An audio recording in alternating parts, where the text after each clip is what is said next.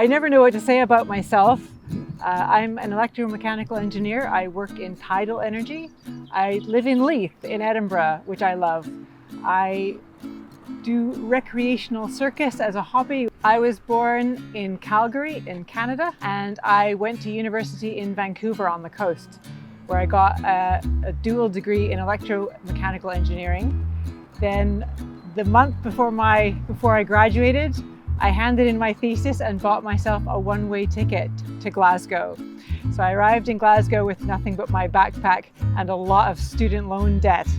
My intention was to come for a couple of years and use my, what at that time was an EU passport, to travel through the EU and explore, but I ended up staying and made Scotland my home. So I've been in Scotland since the year 2000. When I first came to Edinburgh, I didn't know anybody and I was all alone. So I joined every amateur dramatic group going. One night though, I was persuaded to come to the pub with the cast, and I ended up sitting across from Gordon, and we had a competition as to who was geekier.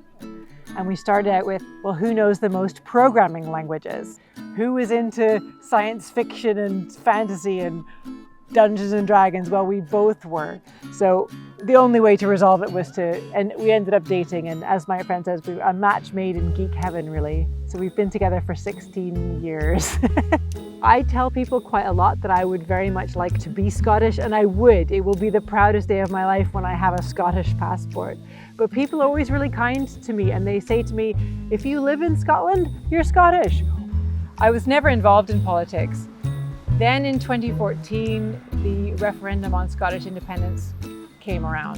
And before that time, I had always been a Green voter. I cared very much about Green values, but it always seemed to me that Green parties were quite small. They were a bit on the periphery. But suddenly, during the independence campaign, Green yes was everywhere. Suddenly, I could see that being involved in Green politics could really make a difference.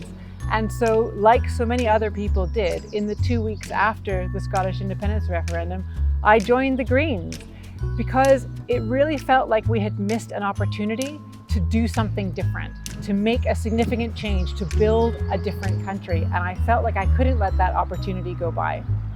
Possibly what I'm most excited about in this election is our candidates. The Scottish Greens have an immense wealth of talent and enthusiasm with our candidates.